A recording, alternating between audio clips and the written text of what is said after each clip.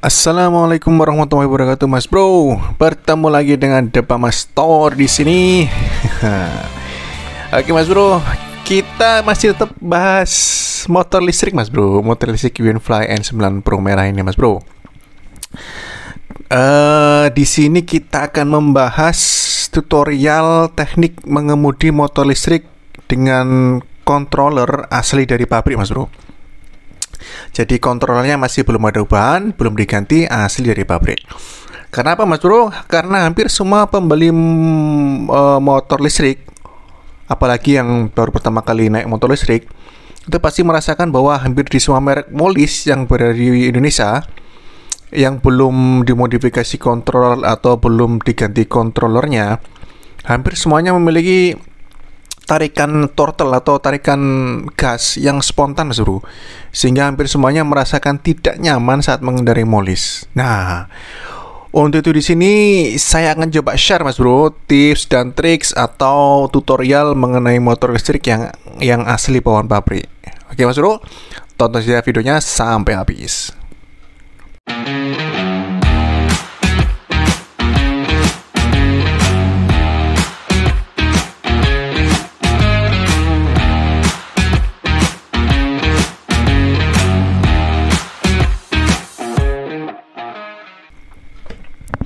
Oke, Mas Bro, sebelum kita masuk ke inti pembahasan kita kali ini, ada beberapa hal yang wajib atau yang perlu kita perhatikan, yang wajib kita pahami juga sebelum kita membahas bagaimana teknik cara mengendarai motor listrik ini, Mas Bro. Oke, Mas Bro, yang pertama itu wajib di mindset ulang bahwa molis atau motor listrik berbeda dengan motor bensin, Mas Bro, atau mesin. Baik itu secara fisik motor dan sistem penggeraknya, tujuan adanya molis serta cara mengendarainya juga berbeda, Mas Bro. Kemudian yang kedua, Mas Bro, molis ditujukan untuk bisa menggantikan motor mesin, Mas Bro, atau mesin agar hemat dalam pemakaian sumber energi fosil dan agar mengurangi emisi gas buang dari mesin atau kendaraan ber-BBM sehingga mengurangi polusi suara maupun polusi udara, Mas Bro. Kemudian, Mas Bro, molis yang dijual untuk umum dan pada umumnya itu memiliki beberapa percepatan atau speed dalam berkendara. Ada yang berupa speed 1, 2, 3, ada yang berupa speednya itu eco, normal maupun sport. Nah, tapi semuanya sama, Mas Bro, yaitu tiap speed dibatasi kecepatan maksimumnya. Dan pembatasan speed tersebut sebetulnya juga bertujuan agar baterai lebih awet, kemudian jarak tempuh bisa lebih jauh, dan lifetime baterai itu sendiri lebih lama, dan juga agar aman di jalan, Mas Bro. Jadi molis itu dasarnya, Mas Bro, bukan untuk kenceng-kencengan. Dasarnya adalah untuk hemat-hematan, Mas Bro. Catat baik-baik ya. Bukan untuk kenceng-kencengan dan memang untuk hemat-hematan. Nah, perkara mau dibuat kenceng ya bisa saja dan sangat mudah, Mas Bro. Mau dibikin kenceng tinggal ganti kontrolernya dan dilakukan setting ulang.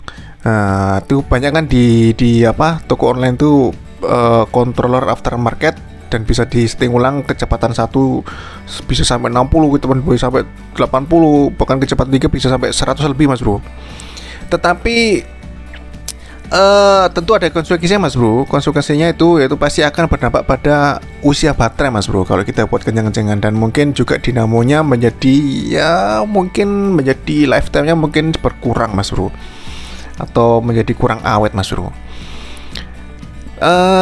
Kalau untuk Moto E mungkin beda, Mas Bro, karena mereka ditujukan untuk balapan ya. Kalau ini pemakaian sehari-hari ya mungkin ya tadi ya seperti yang saya bukan tadi ya. Dan motor listrik ini, Mas Bro, tolong dicatat juga ya, tidak ada suara mesinnya, Mas Bro. Jadi suaranya itu senyap. Mungkin kalau misalkan ada suaranya pun bisa cuma nging gitu aja, Mas Bro. Nah, karena tidak ada suaranya, jadi kita itu tidak pernah merasa cukup kencang, Mas Bro. Karena kan biasanya kalau motor bensin kan, motor bensin kan kita punya indikator kecepatan salah satu dari suaranya. Semakin kencang suaranya, biasanya mengindikasikan bahwa motor itu juga semakin kencang. Jadi kayak katakanlah, nah seperti itu kalau motor bensin. Tapi kalau motor listrik tidak ada, Mas Bro.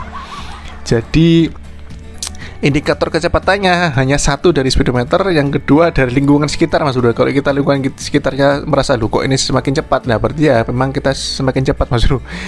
Jadi itu tidak ada indikator kecepatan dari suara Mas Bro ya, tolong dicatat itu. Kemudian Mas Bro, mengenai baterai MOLLE sendiri ada beberapa macam Mas Bro. Ada yang menggunakan SLA atau aki kering, ada juga yang menggunakan lithium ataupun grafin Mas Bro. Yang pasti kalau lithium atau grafin kualitasnya lebih bagus daripada SLA Mas Bro. Harganya juga lebih mahal Mas Bro. Dan juga pengaruh juga sama daya tempuh jelajah dari motor listriknya, juga berpengaruh juga sama itu Mas Bro, output powernya dari BLDC-nya. Kalau misalkan pakai lithium atau grafin biasanya output powernya lebih maksimal Mas Bro. Output power motornya lebih maksimal. Dan juga yang pasti lithium atau grafin dengan perawatan yang sama, yang pastinya mereka lebih awet daripada SLA Mas Bro. Yang penting perawatannya, baterainya Mas Bro. Nah, untuk SLA sendiri Mas Bro, SLA itu ada yang namanya hour rate. Nah, tiap baterai yang baterai SLA itu memiliki hour rate yang berbeda Mas Bro. Ada yang 20 HR atau hour rate, ada yang 10 HR atau 10 hour rate, ada juga yang 2 HR atau 2 hour rate. Hour rate ini adalah menunjukkan bahwa Mas Bro, seberapa lama kapasitas baterai itu harus kita habiskan. Jadi misalkan SLA dengan 10 hour rate, berarti kalau kita habiskan baterainya sampai 0 hanya dalam waktu kurang dari 10 jam, atau katakanlah cuma 4 jam sudah kita habiskan. Nah, itu akan berpengaruh sama usia baterai Mas Bro. Baterainya akan cepat soak. Beda lagi kalau misalkan baterai SLA-nya tertulis 2 hour rate, kemudian kita habiskan dalam waktu 1 jam baterainya, kita pakai kebut-kebutan motornya, itu tidak akan masalah Mas Bro, karena hour rate-nya lebih pendek. 2 hour rate kita habiskan dalam waktu 1 jam, saya rasa sih tidak ada masalah karena hour rate-nya pendek. Dan semakin kecil hour rate-nya baterai SLA itu juga semakin mahal Mas Bro harganya Mas Bro ya. Oke Mas Bro, itu tadi yang patut kita pahami dan wajib kita perhatikan Mas Bro. Sekarang kita akan lihat di sini.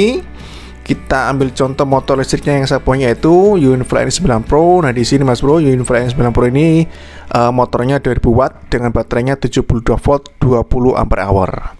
Nah, untuk UNIFLY N9 Pro ini punya 3 speed Mas Bro, 3 mode speed, 1, 2, 3.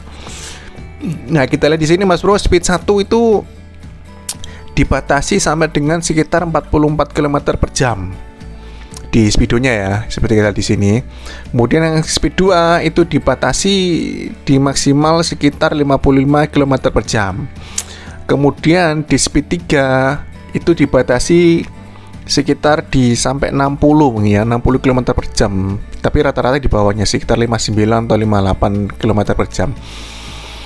Nah, kalau kita lihat di sini Mas Bro, setiap speed ketika kecepatan maksimalnya sudah tercapai, sedangkan putaran throttle-nya masih belum maksimal atau belum mentok, maka walaupun kita tarik lagi throttle-nya, maka tidak akan bertambah kecepatannya. Nah, seperti kita lihat di video ini ya. Dan kondisi ini bisa kita manfaatkan agar tarikan motor kita tidak nundutan atau tetap stabil di berbagai kondisi jalan. Jadi ada space kosong di akhir atau di pucuk tarikan throttle-nya Mas Bro. Nah, itu kita bisa manfaatkan agar motor kita stabil. Nah, oke, kita langsung ke video. Nah, kalau di video seperti ini Mas Bro, yang saat saya jalan di jalan yang agak keriting atau bergelombang, yang tidak mulus. Nah, saya bisa menggunakan speed 1 Mas Bro. Speed 1 saya maksimalkan throttle-nya sehingga jalannya tidak nundutan, karena speed 1 maksimal di 40 km per jam atau 44 km per jam, sehingga saya fullkan saja throttle-nya dan kita pun jalan juga mulus tidak nundutan walaupun berada di jalan yang agak bergelombang atau keriting. Nah, kalau misalkan kita mau lebih kencang dan berada di butuh selap-selip yang agak tinggi kecepatannya, kita bisa pakai speed 2 atau speed 3. Dan kalau misalnya jalannya mulus dan lancar, kita bisa langsung aja speed 3, kita pakai mentok aja untuk throttle-nya, dan disitu akan lebih stabil Mas Bro jalannya. Jadi salah satu cara bergeraknya seperti itu Mas Bro. Kalau misalkan jalannya terlalu keriting maupun terlalu jelek, ya kita pakai speed 1 saja, kita bisa jalan di bawah 30 km per jam Mas Bro. Karena juga kalau kita full di 40 km per jam juga sayang untuk motornya Mas Bro. Kaki-kakinya bisa cepat rusak nanti ya. Jadi itu Mas Bro, kalau kita berada di jalan yang bergelombang atau kurang mulus, kita bisa pakai speed 1 dan kita langsung aja mentokkan throttle-nya, dan kita akan berjalan konstan di sekitar 40 km per jam. Dan kalau misalkan jalannya mulus, lancar, kita bisa di speed 2 atau di speed 3, kita mentokkan gasnya atau throttle-nya, kita bisa jalan di 55 sampai 60 km per jam. Nah, itu salah satu teknik berkendaranya Mas Bro. Kemudian yang terakhir wajib diingat bahwa Mas Bro, untuk motor listrik hampir semuanya itu tuas remnya itu memiliki yang namanya sistem cut off Mas Bro, cut off power dari BLDC-nya. Jadi ketika kita tekan tuas remnya, baik itu kanan yang kiri, itu akan mematikan power atau motor BLDC-nya tidak akan berjalan atau tidak akan bekerja. Nah, dan apabila kita tidak waspada untuk kondisi ini, maka ketika kita tarik tuas rem dan ternyata kita masih menarik tuas throttle-nya atau tuas gasnya, kita tarik sedikit, maka motor akan menghentak ketika kita langsung melepas tuas remnya Mas Bro. Karena motornya langsung terisi tenaga. Karena itu kita wajib diingat bahwa saat menarik tuas rem, throttle wajib kita lepas Mas Bro. Jadi throttle tidak boleh kita tarik saat kita menarik tuas rem. Sehingga ketika kita buka remnya lagi, kita lepas remnya, maka motor tidak akan menghentak. Nah, itu yang wajib diperhatikan Mas Bro, adanya sistem cut off dari tuas rem di motor listrik ini Mas Bro. Beda lagi kalau kita sudah mahir seperti saya ini kan, sudah pakai 1 bulan lebih dan sudah tidak ada masalah dengan kondisi ini. Jadi saya sudah hafal bagaimana cara mengendarai motor listrik ini.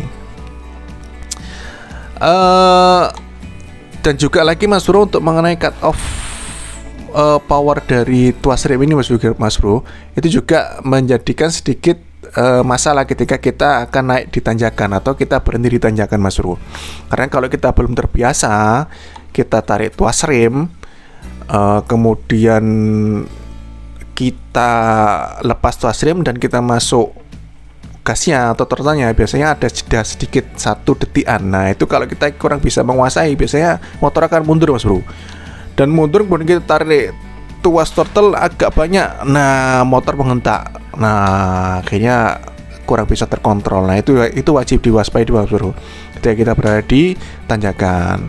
Kalau kita belum bisa mahir, mungkin ada beberapa cara untuk kondisi di tanjakan ini Mas Bro. Yang satu, kalau kita berada di tanjakan, kita bisa masuk ke speed 3 Mas Bro, karena di speed 3 itu tenaganya lebih padat. Nah, mungkin kalau di speed 3 sedikit membantu ketika kita sedikit berjalan merambat di tanjakan.